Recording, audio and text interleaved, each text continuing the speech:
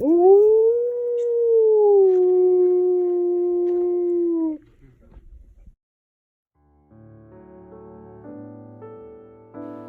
was mid-October. The air was crisp, the golden aspens casting the most magical hue on the ground below.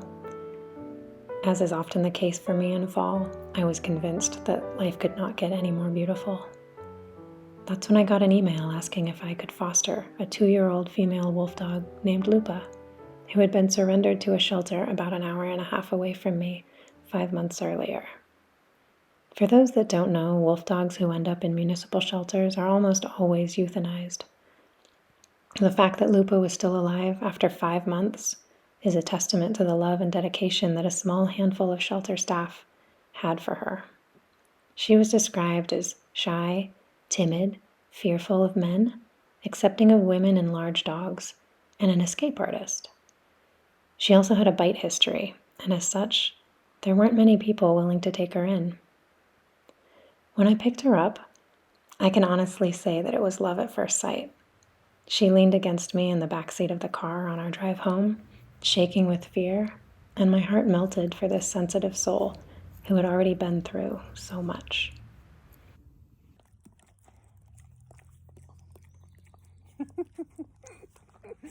Oh, you stinkers. Oh, you stinkers. Echo and Lupa became friends almost immediately. A rough and tumble game of chasing and tackling one another erupted, and it didn't fully end for 9 months. Echo is an essential part of the rehabilitation process. Our fosters, as much as I love them, care for them, work with them, and train them, it's Echo who teaches them how to trust, how to be comfortable in their new environments, how to be confident in new situations, and in some cases, it quite literally falls to Echo to teach them how to be comfortable in their own skin. Lupa is a prime example of this. Through a combination of bad breeding, inadequate socialization, and suspected abuse, she's a tightly wound ball of nerves under her soft, thick fur.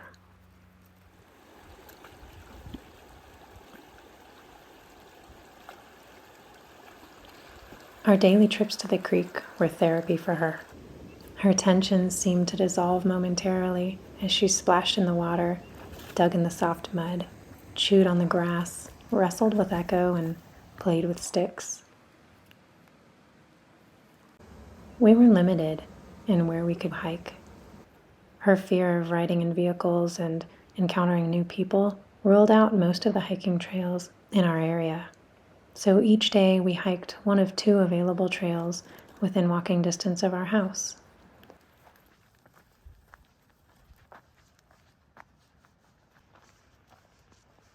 When Lupa first came to us, she was underweight and suffering from near constant gastric upset. This story is all too common for wolf dogs fed a kibble diet. Unlike dogs, who have lived alongside humans for tens of thousands of years and adapted to eat many of the same foods we do, wolves have not. Modern-day wolves eat much the same diet as their ancient ancestors, consisting mostly of meat, with some berries, seed pods, and the partially digested grasses of their prey animals.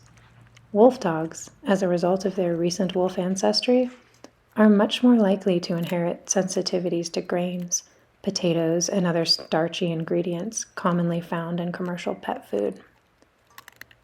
After a brief transition period, Lupa began eating tremendous amounts of raw meat and bones. Over time, she gained about 15 pounds, and magically, many of her food guarding behaviors resolved themselves. You see, when an animal is starving, due to a lack of nutrient absorption rather than a lack of available food, they can develop a lot of insecurities around food. When their bodies are healthy, receiving all of the nutrients they need, many of those fears and anxieties melt away over time. And while some behavioral issues decreased, her newfound confidence and feelings of belonging gave rise to some new behaviors. She let it be known that she really didn't like or want to see other dogs that weren't part of her inner circle. Echo and the 2 neighbor dogs were A-okay with Lupa. Everyone else was invited to leave her presence, in less than gentle terms. In fact, her reactivity towards other dogs, especially off-leash dogs, could be so intense that it made her unsafe to walk during busier times of day.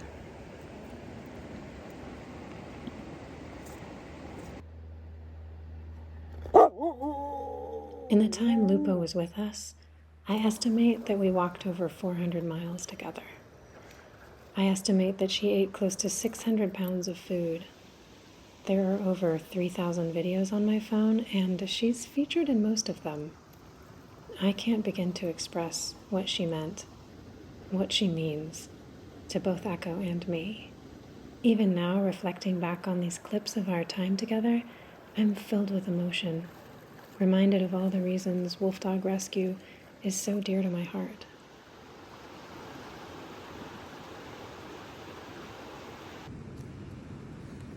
Fall turned into winter.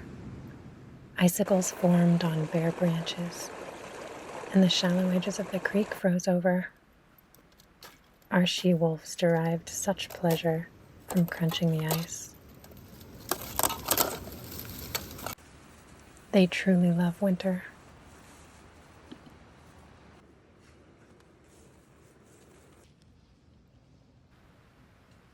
We celebrated Christmas together, even dressing Lupa up as an elf or a reindeer, much to her chagrin. And then it was spring again. The creek was lush and green once more, and tadpoles swam in the once frozen shallows. Lupa conquered a number of her fears during her time with us. Sadly, some could never abate. Such was her fear of men. On her first day with us, she met my partner Rand. After some time, she approached him and gave him a timid lick. Things were looking promising. On the second day, he approached her, and she bit him, hard enough to require a trip to urgent care.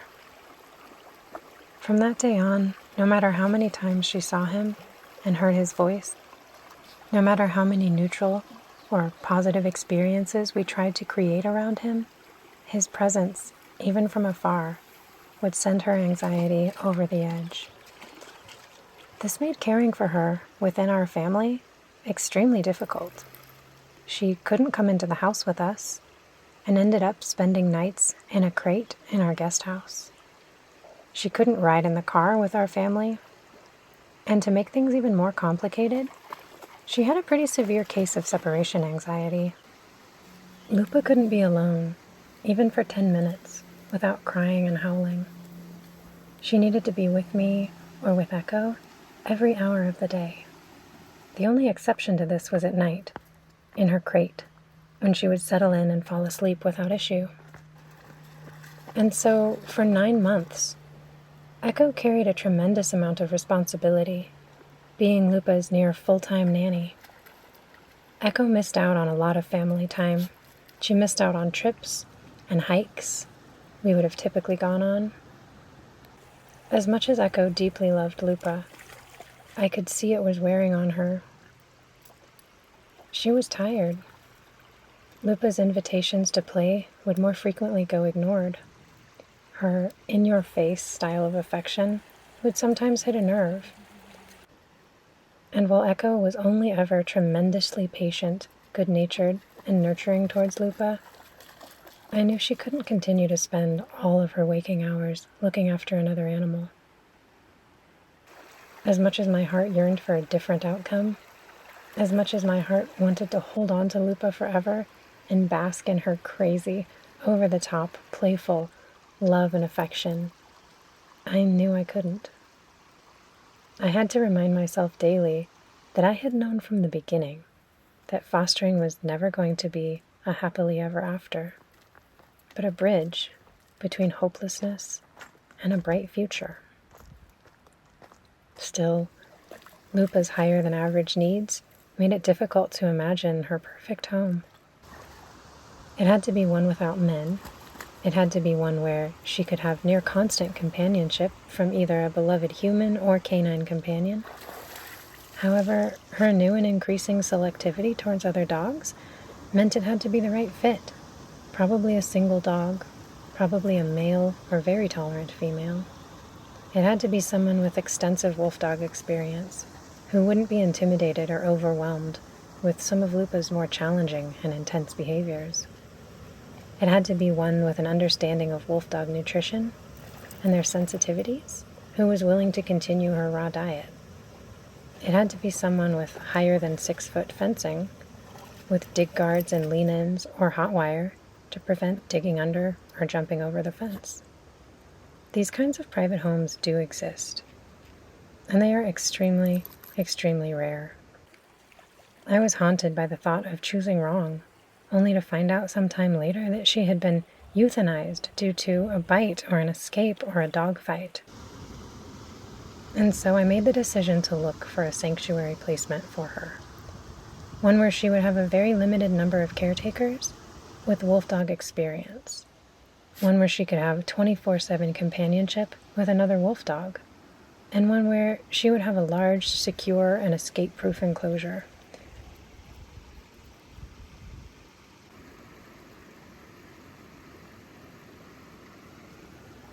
It's impossible for me to describe to you my feelings when our rescue partner called me about a potential sanctuary placement.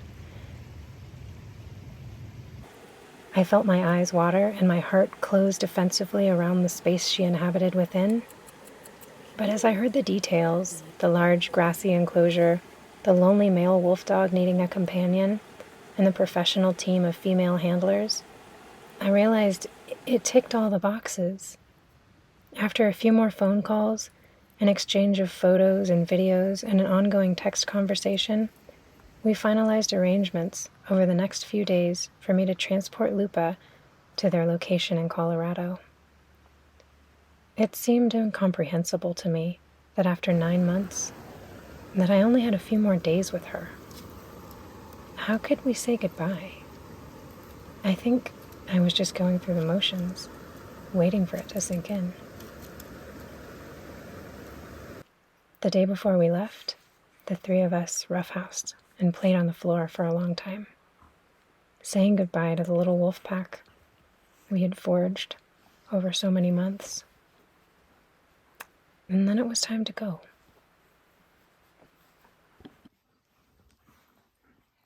It's about 3:30 in the morning, and we are all ready to pack up.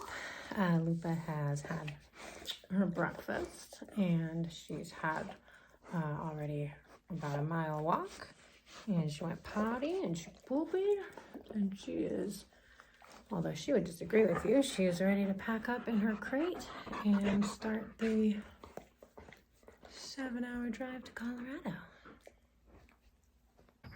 Hey, Lupa. Hey, Lupa. You ready to go? Are you ready to go? Do you hear the truck?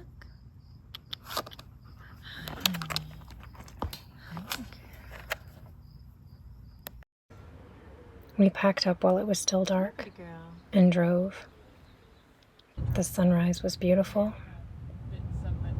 Colorado is beautiful.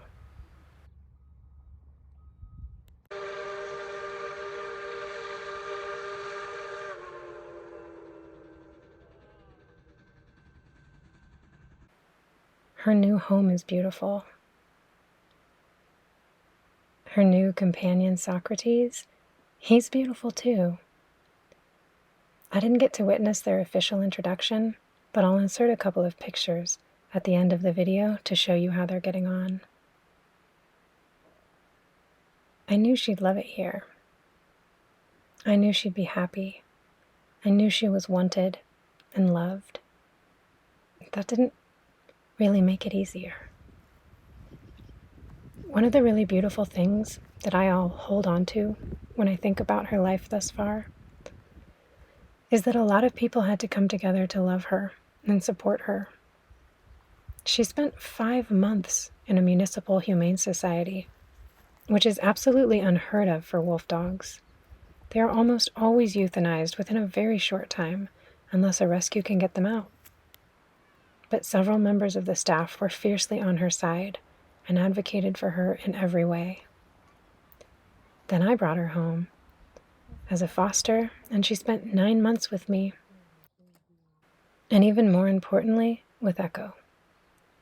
Our friends and neighbors and our neighbors' dogs all came together to help with her rehabilitation, stitching together positive experiences and building her confidence around difficult situations. And now, after all this time, we found her an amazing forever home, one with the expertise and desire to love her and provide her with the specialized care she will need for the rest of her life. Believe me when I say, most wolf dogs, especially complicated ones like Lupa, don't get this many opportunities. They're lucky if they get 1 decent chance in life. 2 is a miracle. I wouldn't say she's one of the lucky ones, because if she was, nobody would have ever hurt her or abandoned her. But she's a survivor. She has a giant heart and a brilliant soul. She is worth everything we have all been able to give her, and more. There's no sugarcoating it. Fostering hurts. Saying goodbye to a creature I grew to love so deeply hurts. But saving a life, saving Lupa's life, will always be worth it. Thanks so much for watching. We really hope to see you again on future videos, and if you enjoyed this one, please consider liking, subscribing, and sharing with other animal lovers. Thanks.